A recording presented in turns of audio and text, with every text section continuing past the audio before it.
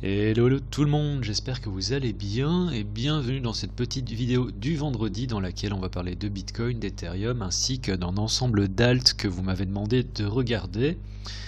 Comme toujours, cette vidéo est sponsorisée par PrimeXBT qui vous permet de trader autant les actifs crypto que les actifs classiques tels que le gold ou les paires forex. Donc si jamais ça vous intéresse, n'hésitez pas à regarder le lien qu'il y a dans la description. Il y a également 35% de bonus offerts sur vos dépôts. Alors parlant de PrimeXBT, je peux vous montrer également que je trade sur la plateforme et que pour le moment je suis dans un short. Ce que j'espère, ceci dit, c'est que on va assez rapidement perdre le niveau des 10 808. Comme ça, je sais que je peux descendre mon stop à ce niveau un peu plus presque au break-even. En fait je pourrais déjà le faire maintenant parce que si maintenant on récupère à nouveau ce niveau, je pense qu'on a toutes les chances de continuer à monter. Donc pour le moment on est sur une espèce de forme en double top comme on avait eu ici. Donc si on perd les 10 008, je pense qu'on peut aller rechercher plus bas, idéalement les 17 200, 17 300.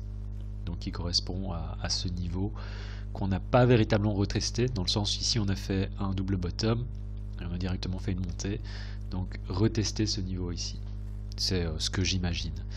Donc du coup je vous ai déjà fait l'analyse sur BTC en vous montrant la manière dont, en vous montrant PrimeXBT. Je sais pas si vous remarquez, mais mes tailles de position ne sont pas énormes et ça c'est simplement un rappel. Parce que je vois parfois des gens, alors j'imagine en commentaire, qui me disent all-in, c'est pour rigoler, j'imagine, et j'espère bien. Mais c'est un rappel pour vous dire que le trading, c'est une activité dans laquelle il suffit simplement d'être consistant, d'avoir raison éventuellement une fois sur deux, et de gagner des trades qui sont plus conséquents en tant d'avoir une expérience de gain de trade qui est plus grande que la potentialité de la perte. Donc ça fait que au bout du compte, au bout d'un certain temps, quelle que soit la durée, on finit par être rentable.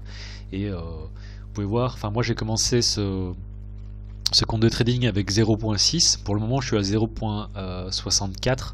Donc ça fait un peu plus de 5% de gain. Et je crois que je l'ai commencé en septembre. Donc ça fait pas... Je veux dire, là ça fait donc septembre, octobre, novembre. Faire un peu plus de 5% en 3 mois, c'est pas super excitant. Mais c'est la manière dont je trade. Donc c'est simplement un petit rappel pour éviter tous les vendeurs de rêves qui vous disent que vous allez faire du 10% par mois, voire du 100% par mois en tradant. Je pense qu'en tant que débutant c'est assez compliqué.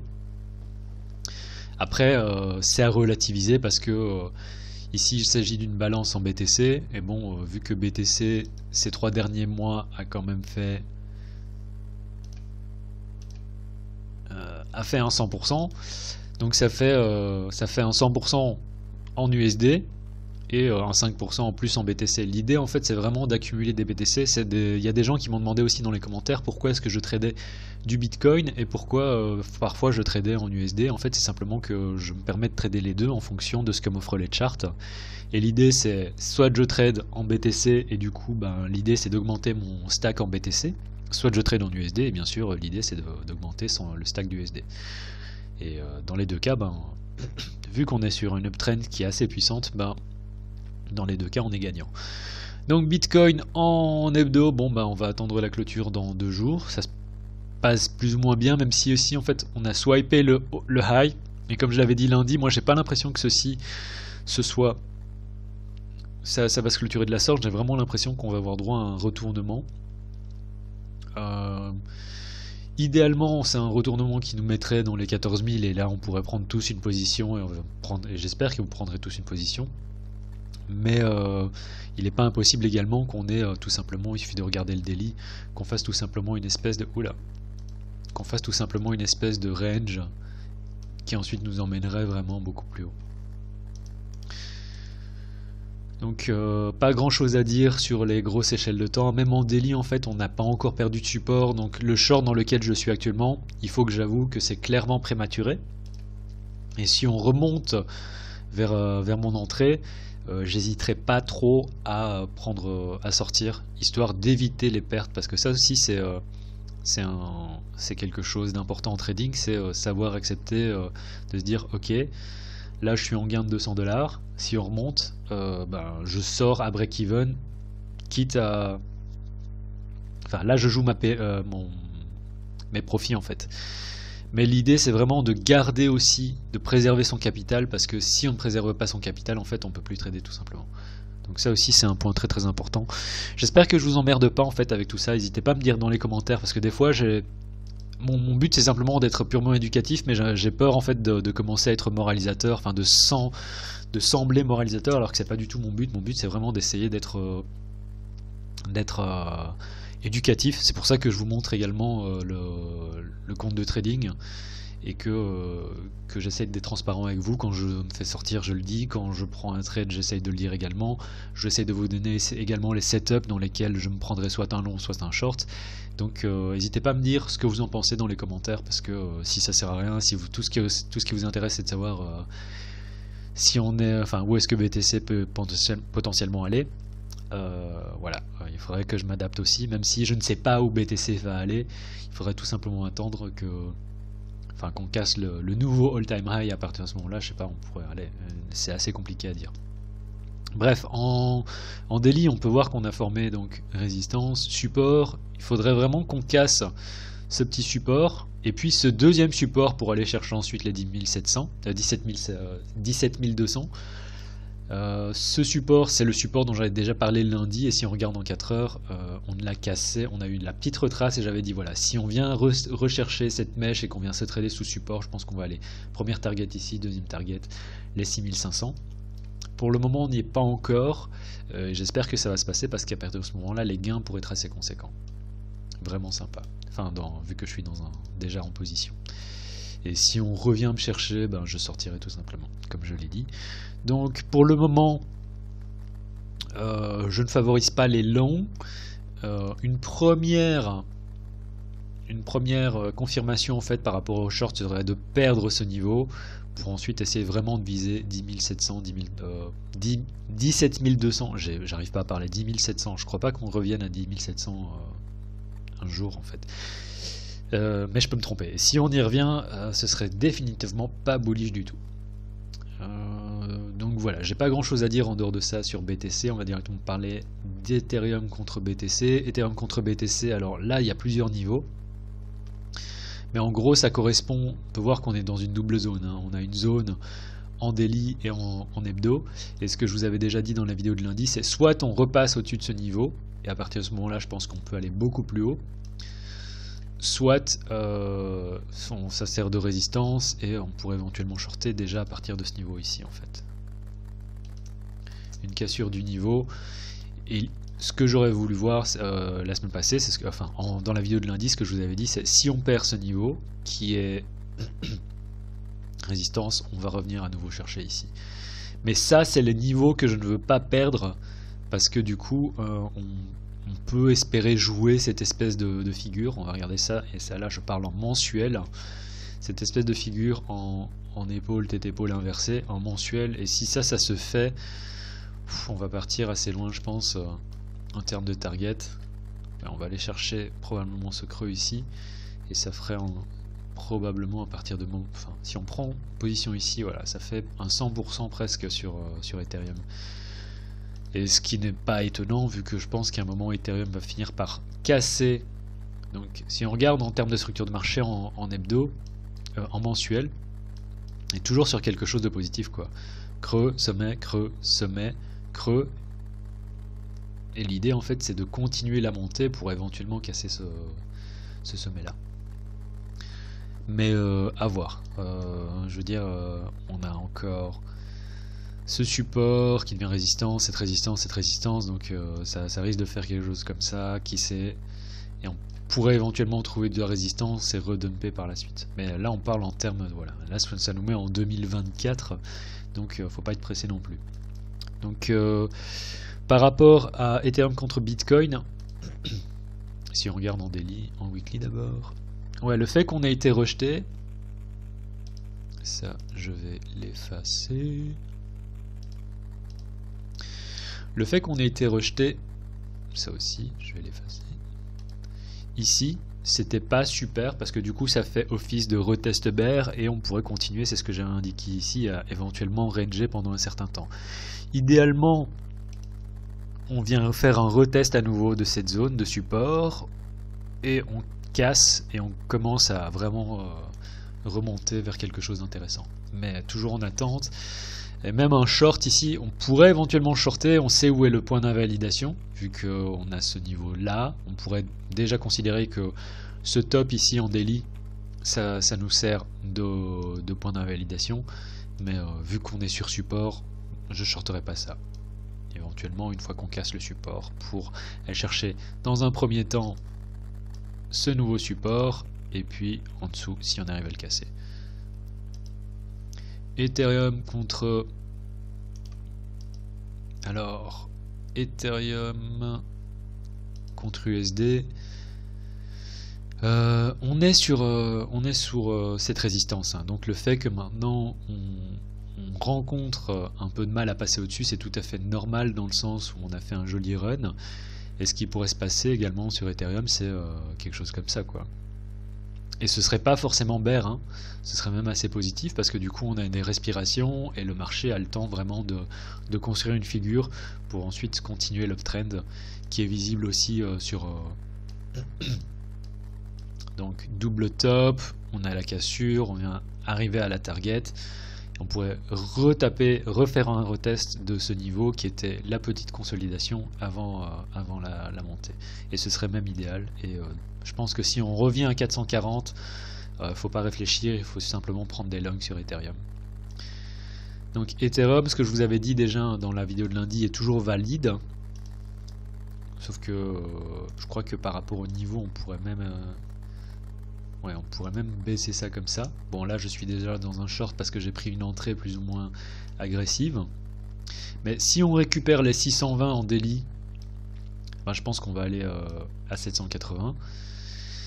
Et si on vient descendre ici, je pense qu'on peut aller revenir chercher vers les 520. Si on casse les 520, viser les 480, voire en dessous. Mais pas tout de suite compter là-dessus, quoi. Déjà prendre des profits à 520 dans tous les cas. Voilà, ça c'était pour Ethereum. On va parler vite fait de Litecoin contre BTC.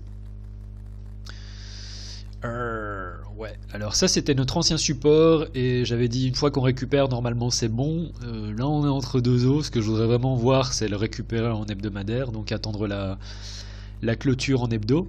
Ce qu'on peut voir là c'est pas encore confirmé, mais une fois qu'on confirme une récupération du niveau en hebdomadaire, pour moi Litecoin devrait voler, quoi.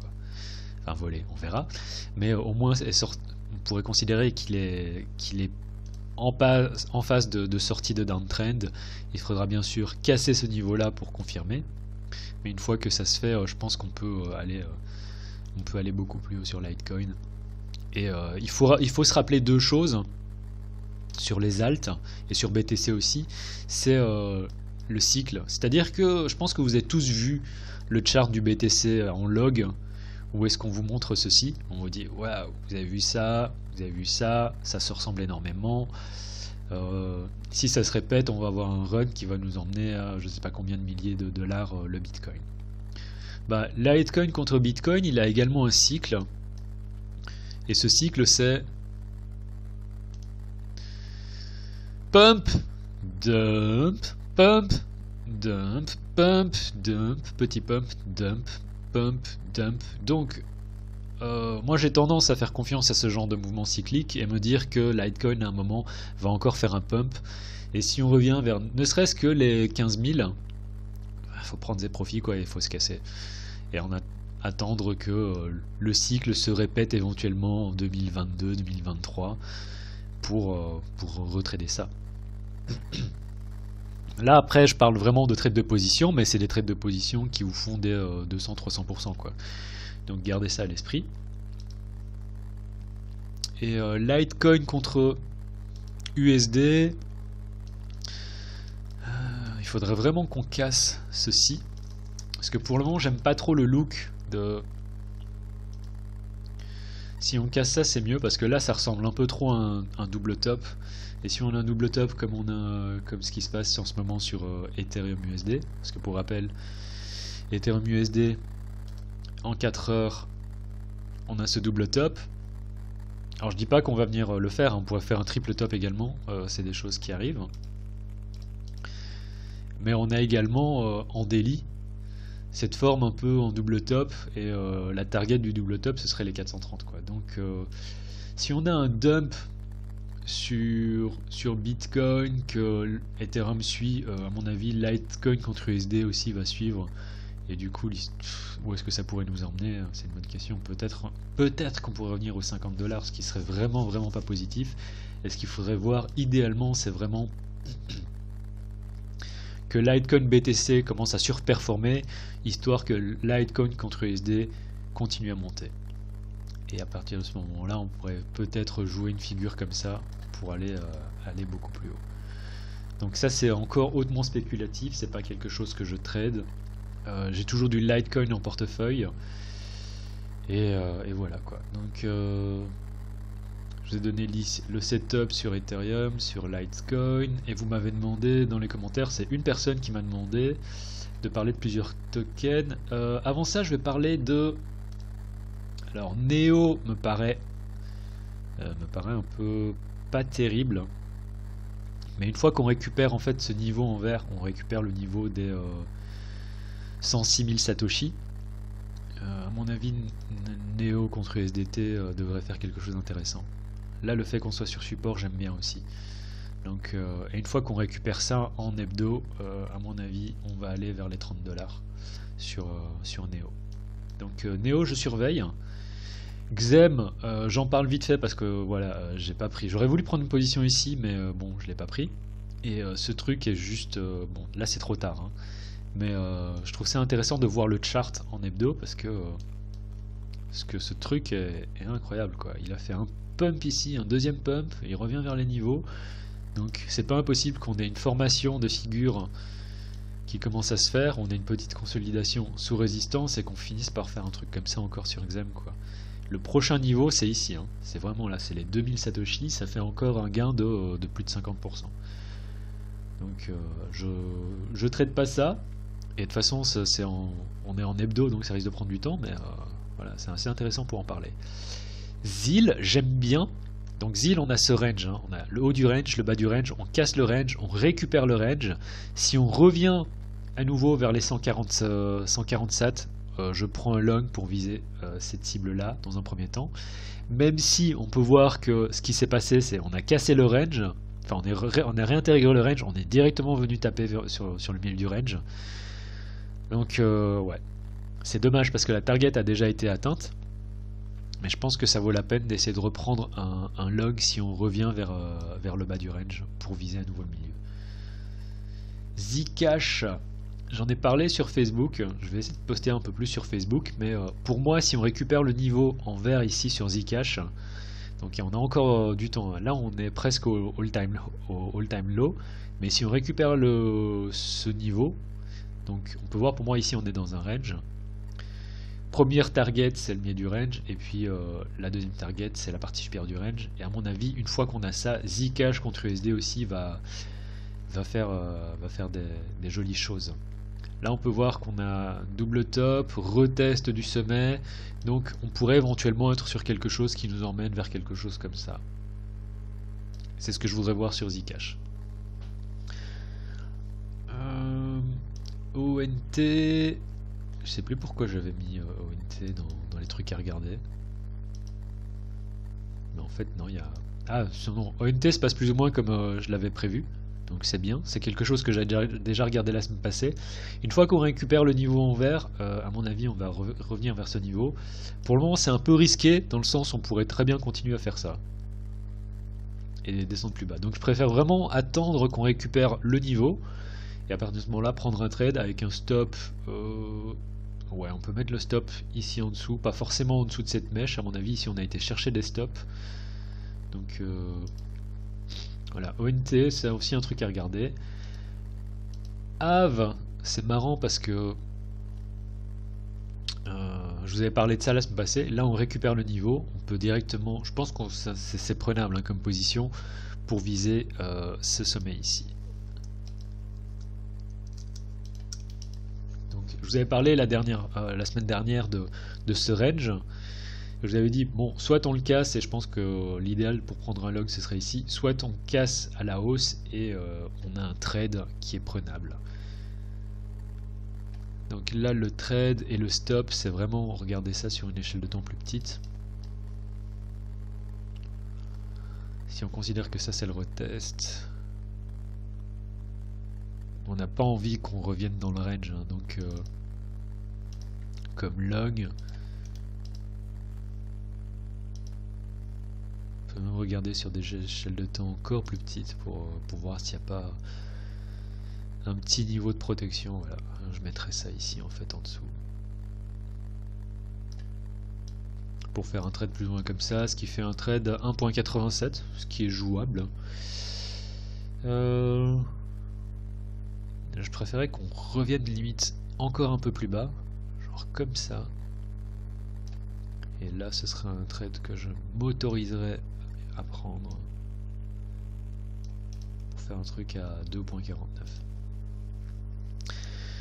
2.49. Elrond Gold a fait on a récupéré un niveau, donc ça c'est quelque chose que j'avais dessiné la semaine passée également. C'est si on récupère ce niveau qui est un niveau en mensuel et en daily, je pense qu'un log est bon à prendre. Alors la target c'était aussi ce high, et bien sûr évidemment on a directement été chercher la target.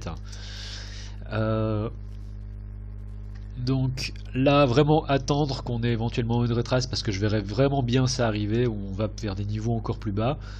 On fait un petit range et ensuite pour prendre un trade et viser ça, mais éventuellement viser encore plus haut quoi. Elrond Gold, voilà, on a été chercher ce niveau là, on a cassé, on récupère le niveau, on est dans la liquidité là, mais c'est clair qu'une fois qu'on récupère en fait cette liquidité, là ça devient intéressant, là ça devient vraiment intéressant. Donc peut-être attendre sur Elrond Gold, mais intéressant quand même. Donc dans les commentaires, il y avait quoi? Il y en avait 3 ou 4, je sais plus si vous m'avez demandé de checker Uni. Alors Uni, pas grand chose à dire, hein, toujours au sein de ce triangle, et on attend la résolution. J'en avais parlé la semaine passée, donc toujours en attente. Et en fonction de si on casse à la hausse ou à la baisse, bah, on sait où est-ce qu'on veut prendre un trade.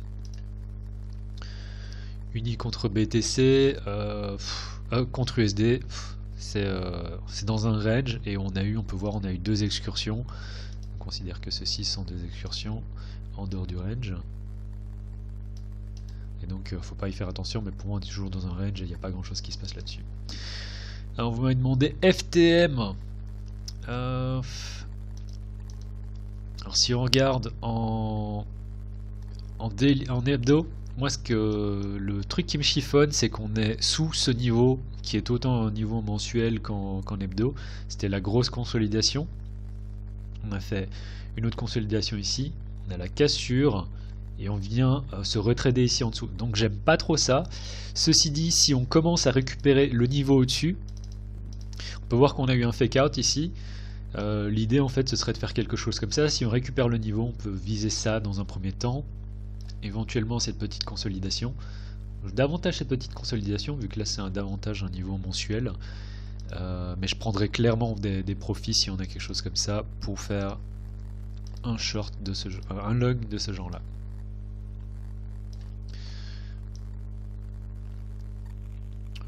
Ouais, même à 174, ça fait un trade à 2R. Donc Phantom, si vous étiez dessus depuis, si vous avez pris en fait, si vous avez acheté avant octobre, je me sens un peu mal pour vous. Mais si vous avez acheté ici, honnêtement, j'essaierai de sortir une fois qu'on repump. Parce qu'à mon avis, il y a un ensemble de personnes qui sont dans la même situation ici, qui attendent juste qu'on ait un petit pump pour sortir. J'aime pas trop ce qui se passe sur Phantom. Et on pourrait en plus continuer la baisse, donc moyen. Kava c'est un peu le même délire que Phantom, dans le sens où alors c'est un peu mieux, mais j'avais dessiné ça ouais, donc là c'est moyen, en fait je vois pas grand chose si ce n'est qu'on est sur ce support et qu'on a déjà tapé une fois, deux fois, trois fois, qu'on va peut-être retaper une quatrième fois dedans. Donc je suis pas fan de ça, vu qu'on est vraiment dans une downtrend. On a eu gigantesque pump, retrace totale.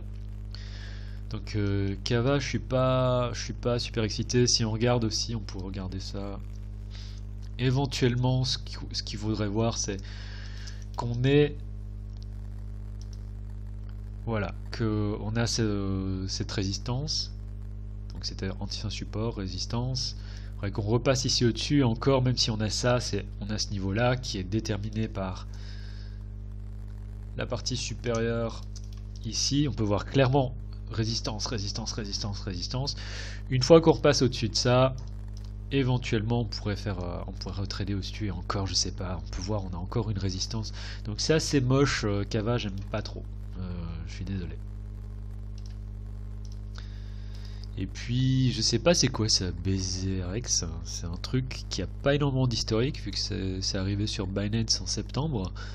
Alors évidemment, listing, drop, base, ça c'est bien. Le fait qu'on soit sorti de la première base, c'est positif. On a fait une petite consolidation et on récupère ce niveau en tant que support. Donc j'aime encore bien BZRX, je trouve que c'est pas mal. Et l'idée ce serait, bon, dans un premier temps, d'aller chercher, il faudrait vraiment regarder ça en 4 heures. L'idée c'est vraiment dans un premier temps d'aller chercher ça. Au-dessus de ça, je pense qu'on est bon pour aller beaucoup plus haut, il faut regarder en daily. Mais il faut vraiment récupérer le niveau. Et on est dans... Ouais, on a ça qui nous sert de résistance aussi. Donc, je dis pas qu'on va faire ça, mais ce serait pas étonnant si on a de l'intérêt qui vient à nouveau se dégager. Je sais pas ce que fait ce truc, il suffit qu'il y ait un peu un narratif positif qui vienne se présenter pour qu'on vienne pumper, quoi. Donc voilà, c'était tout pour la vidéo de cette semaine. J'ai fait une vidéo un peu longue, j'espère que vous m'excuserez. Et du coup, je vous souhaite quand même un très très bon week-end. C'était le Cryptographe. Tchuss!